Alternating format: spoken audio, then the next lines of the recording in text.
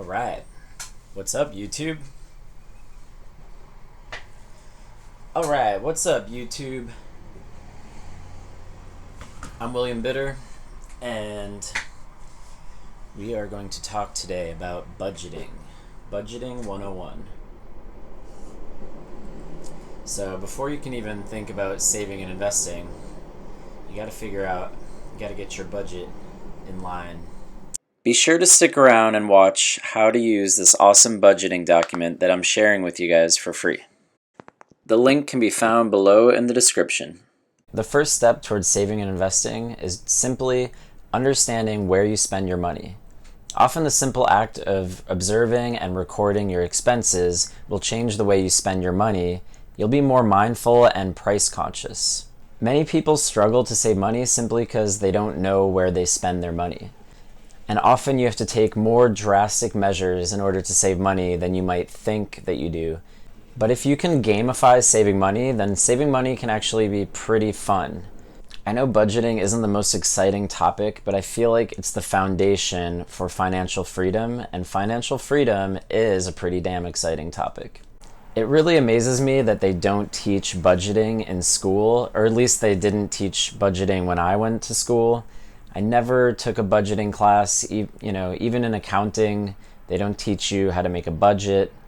So it's really up to your parents to teach you, and I'm not sure a lot of parents teach their kids budgeting, but it's something you kind of have to take on yourself, and it's super important. I don't know why they don't teach it in school. I feel like budgeting is a key skill to have in this capitalist machine that we're born into, and it almost seems strange that they don't teach you budgeting in school. It's almost like they want you to fail. They don't want you to succeed. The truth is that budget tracking, planning, and follow-through is not easy. It's a lot of work, but so is just about everything that's worth doing. Once you have an understanding of where all your money goes, you'll have a better understanding of how your expenses compare with your after-tax income, what you'll need to do to meet certain goals, such as spending less to have a higher savings each month, identify areas that you spend more than you may have thought that you did, identifying areas of completely unnecessary spending, or just identifying areas that you spend money that don't actually make you happy. With this new understanding, you'll then be able to hold yourself accountable. You'll then need to start cutting down on your expenses. You might find that if you have ambitious savings goals, you're going to need to make some pretty large sacrifices. I truly believe that the first step towards financial freedom is understanding where your money goes and making a conscious effort to shift your spending habits in the right direction. It's often the small efforts over time that have the greatest impact on your future. I've included a simple budget document template in the description. It's basically what I use to track my own budget and make my own budgeting plans. And I'm going to walk you through how to use it. I know there's a lot of apps out there that are free that might be better than what I created, but I really like to have complete control with Google Sheets. And I feel like I kept it pretty simple and straightforward, and it does the job. So hopefully you guys use it and enjoy, and I hope this helps you with budgeting. All right, now I'm going to walk you through how to use the budgeting document so you can all get started on tracking expenses, budgeting, and saving. So when you click the link to the budgeting document, it's going to send you here, but you're going to notice it's a view-only document, so you won't be able to edit this directly. So what you'll need to do is you'll need to go to File, make a copy, and then whatever you want to name it, whatever copy of budget template, or you can name it My Budget 2020 or something. And yeah, you'll need a Google account, I think, to mess around with this, but it's free. It's free to make a Google account. So yeah, so you just make a copy, and then this is your own copy that you can edit. My Budget 2020. So that's your budget, and then so you'll click on the budget log tab, and this is where you're going to enter in all of your expenses and track I recommend you track your budget for at least a month to get a good sense of what your expenses are. As an example, this is basically a month's budget of mine that I did a while ago. And you can get creative however you want. The more detailed you want to be, the better. You can see how I did it, where I separated each time I bought breakfast or coffee or lunch. And I like to be a little more specific with each expense and then more broad with the category. You want to be able to group the expenses together somewhat, but you also want to be able to look at a broader category. As you can see in my summary for that month, I can not only see, okay, I spent $1,000 on food, but I can also see, okay, I spent more on lunch than dinner, and more on dinner than groceries. And it's set up so it lists the largest expenses at the top and the smallest expenses at the bottom. See, I can get pretty specific and I can see, okay, just coffee costs me $80 a month, and just eating out my social meals are $91 a month. So basically the way I did this is I logged each day every time I spent money, which is basically just on food and coffee for the most part. Every once in a while I would pay for a rock climbing session, or I guess I would buy a drink or a bottle of alcohol for a party, to bring to a party or something. Or I'd play ping pong with my friend, and so that would be included in entertainment. And I even specifically mentioned the expense of ping pong because it's something I do regularly. But even at the end of the month, after listing everything, I realized that there's a bunch of things that I need to go through on my online banking and list, such as basically I checked all my credit card payments, not just for the last month, but for the last year, which is a lot of work to do. But on these online payments, I said, okay, because these are all set up automatically, so I don't really think about them unless I go to my online banking. And I saw my cell phone bill is every month. My Wi-Fi bill every month is $66. I have like an instant ink where I pay monthly and they send me new ink when I run out. Dollar Shave Club is toiletries. They send me new razors every month. So something that I noticed, because I went back for like the last 12 months, I said, okay, contact lenses, I actually buy every year. I buy contact lenses for the year. And so I wanted to include that in my budget because it's definitely important. So what I did is I took the cost of the contact lenses, which I think was like $450 or something for the year, and divided it by 12, and then I got my monthly expenditure on contact lenses. I did the same thing for my MacBook, for example. Basically, I spent $1,400 on a MacBook, but I expect it to last at least 2 years. So I kind of divided $1,400 divided by 24 months to get basically my average expenditure on my MacBook, which is about $58 a month. I did the same thing for my iPhone, just to be really thorough and include all my expenses and try to get as close to the real thing as possible. These are all just toiletries. I think I actually kind of estimated some of these, but you know, the more thorough you are, the better. And so yeah, once I flushed all those things out, and if you want to be really thorough, you probably have to go back 12 months to see if there's anything that you pay for once a year that should probably be included in your monthly budget,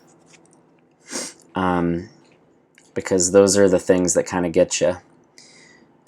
Even if it's like once a year you go clothes shopping, then you can kind of say, well, you divide that by 12, and that's actually your monthly expenditure on clothes shopping.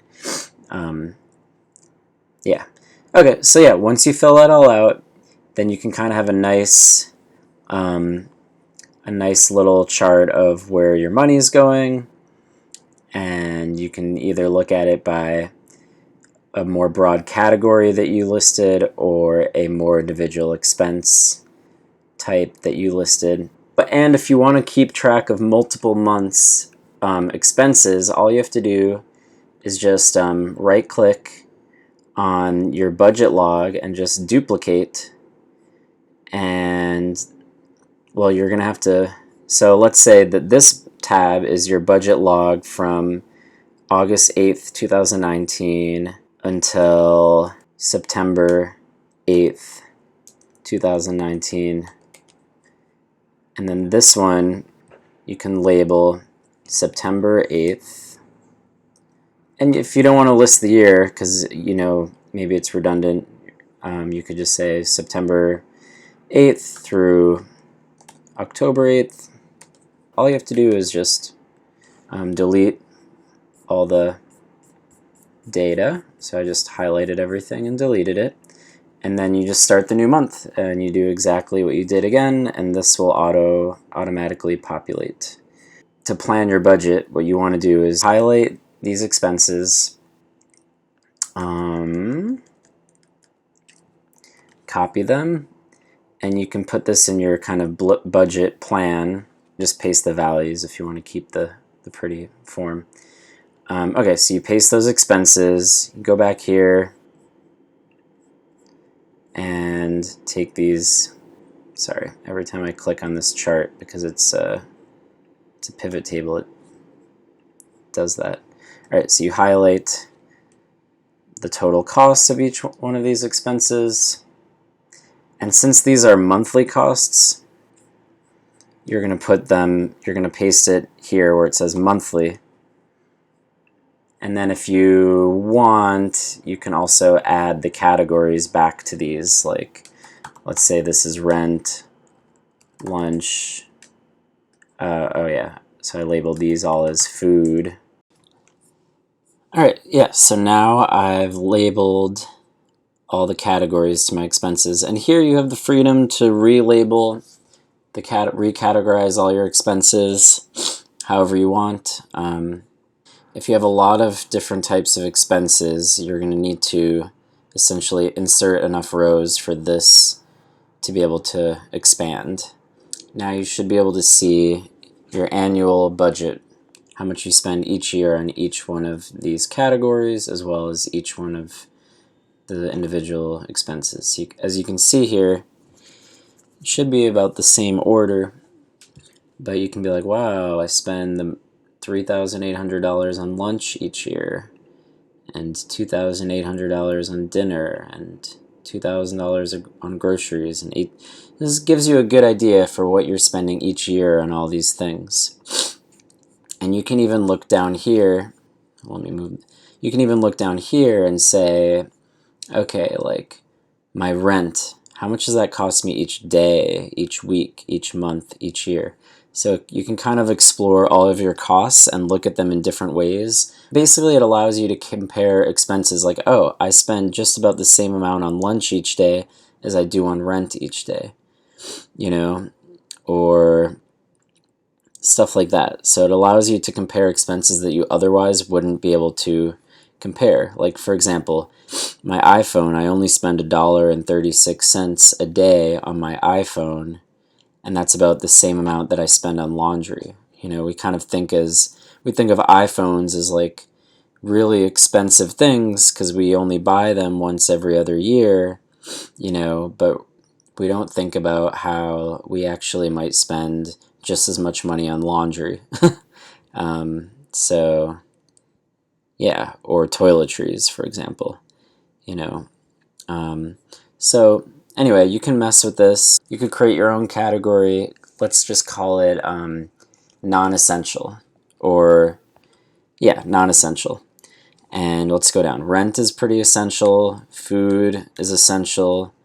I'm going to say gym membership is essential. Breakfast, clothes is essential. All right, so social meal, non-essential. Alcohol. Oh, why did I categorize coffee as alcohol? Anyway, coffee, non-essential. At least that's having coffee out. Maybe instead I can just try to lower my coffee budget by making coffee at home. But for now, let's just say it's non-essential. alcohol, non-essential. I'd say all these things are essential. Ping pong, non-essential. Da da da da da. I'm going to say rock climbing is essential because it's definitely something that makes me happy. Alright, anything else that's non-essential? I have to say that's pretty much all the non-essential things that I can find. And then now you can go up here and say, oh wow, my non-essential category, if I just stopped spending money on those non-essential things, I could knock $3,559 off my annual budget. So yeah, that's one way to kind of play around and budget plan. And anyway, hopefully this document is kind of easy to navigate and just lets you mess around and explore. I mean, my goal for sharing this document with you is to kind of give you the tools and freedom to just see where you're spending your money, keep track of where you're spending your money, and see how you can make changes and how that will affect your savings. Something else that might be kind of fun is like, I think you can highlight this and insert a chart. Yeah, I think you can insert, oh yeah, so look at that. Oh yeah, so maybe I won't include grand total. Let me delete this. Alright, so you can just highlight everything besides grand total and then insert a chart. And look, you can say, whoa, half my annual budget goes towards food, almost half, and a huge chunk is unessential, non-essential. So maybe if I just stopped eating out and cooked my own food, I could decrease this 44% of my budget. So yeah, there's many ways you can look at it. You can say, okay, $10,000 of my $23,000 annual budget, almost half of it goes towards food. Maybe I can buy more groceries, and maybe I can knock off $5,000 by just cooking more. If you have time, not everyone has the luxury to cook. So you can easily see your biggest expenditures and focus on these big ones. Okay, like fitness and utilities.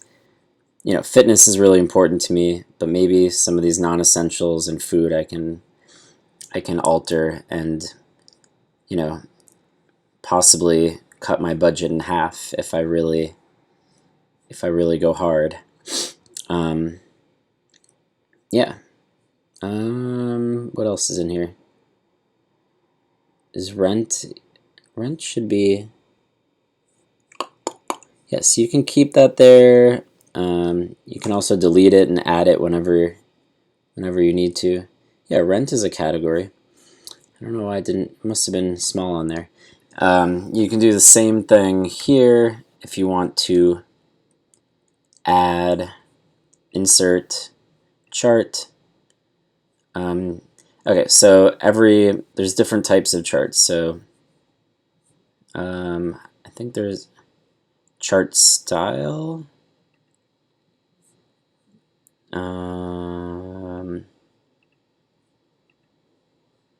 Okay, yeah, so this is the chart that it gave me. This is another way to look at it, I guess. I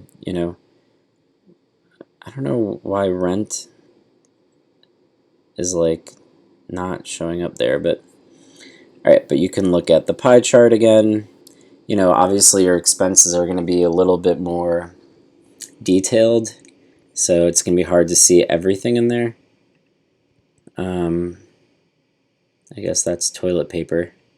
Paper towels, it shows up there when I click on it. But it's funny to think that, oh, my iPhone is actually one of the cheaper things that in my budget, and lunch is actually like the biggest thing of all. I spend most of my money on lunch and dinner and groceries and my gym membership. That's nearly, and breakfast. So yeah, food and so yeah, hopefully this helps you visualize. Yeah, and then you can, item can't be deleted. Anyway, you'll mess around with Excel and figure this all out. And this is kind of like where you get into your budget planning. You can always delete this. You don't even have to keep track of your budget. If you're lazy, you could just enter in here what you think your budget is. As an estimate, you can just say, try to think of all your expenses, or look at your past credit card statements and enter everything in here and start budget planning right away without tracking your budget for a month. But I highly recommend tracking your budget for a month because it's going to give you a lot more real of a representation of what you're actually spending. Whereas if you're guessing numbers, then you might be way off. A lot of people are surprised about their spending when they actually track it.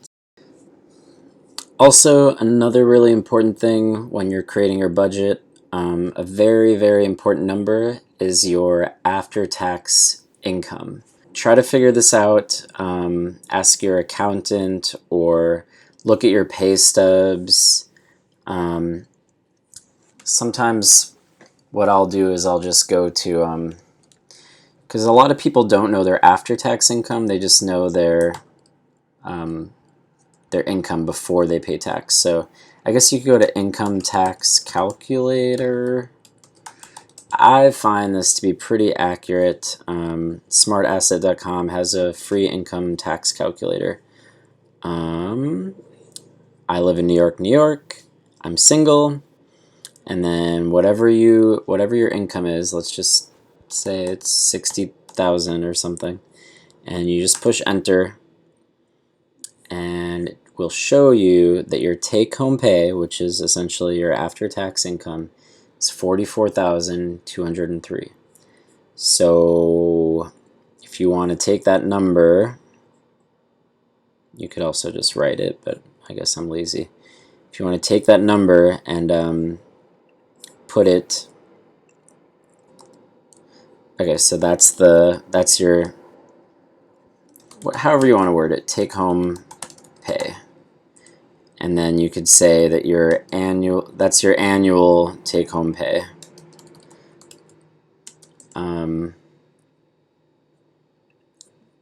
If you can't see something in a cell, you can always go to format and wrap the text around it. That makes it look a little bit more pretty. And you could say annual savings, and then you just, in this cell, you just do equals, and then you just click this one, and then you type this minus sign, and then you click this one, which that's your annual expenses. So your annual savings, according to this budget, is $21,000 a year if you're making $60,000, and that's your, yeah, so that's one way to do it. You could try to do a monthly thing. Anyway, these are just numbers to play around with, and then you can kind of see, as you go month by month, just try really hard to stick to your goals, your savings goals, your budget, what you plan on spending each month. Anyway, so that's, yeah, cool. So that's one way to kind of see like what you might be able to save during the year.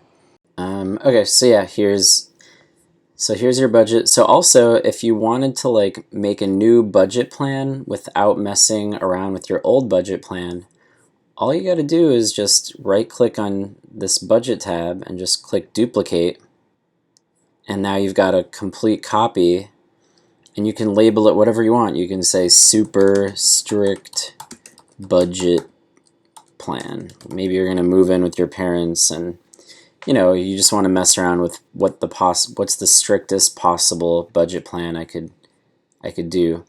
And now all you have to do is just delete all your inputs, and you can leave this there. I mean, I would just get rid of that for now.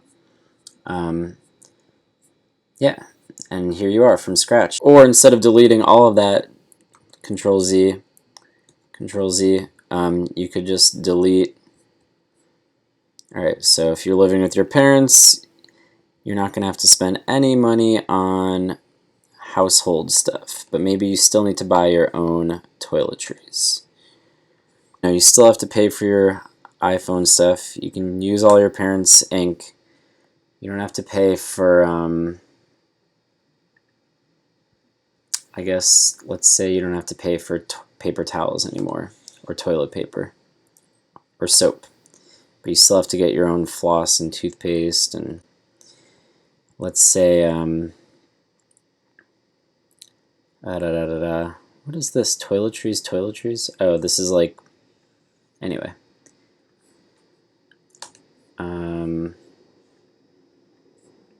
Let's say you don't have to pay to do laundry anymore.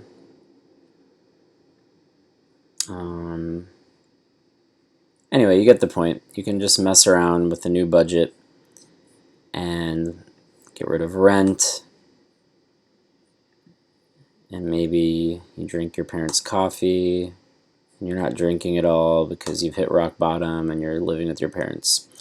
Anyway, whatever. So you can mess around with that and see what your new annual expenses will be. Cool. Well, anyway, hopefully this document helps, and good luck budgeting. Over and out. Once you start to see your savings grow, hopefully you'll be less stressed. If a sudden unexpected expense occurs, you'll be able to handle it without taking on more debt. You'll begin to have enough money to take advantage of opportunities, whether that's investment opportunities or once-in-a-lifetime experience opportunities. Try to save up at least 3 months' worth of expenses. Once you have 6 months of expenses saved up, perhaps it's time to start investing. All right, I hope you guys enjoyed it. I know budgeting isn't the most exciting topic, but it's super important. I really hope this kickstarts a lot of people's saving and investing and leads to many young people becoming financially independent at a young age. Rock on, guys.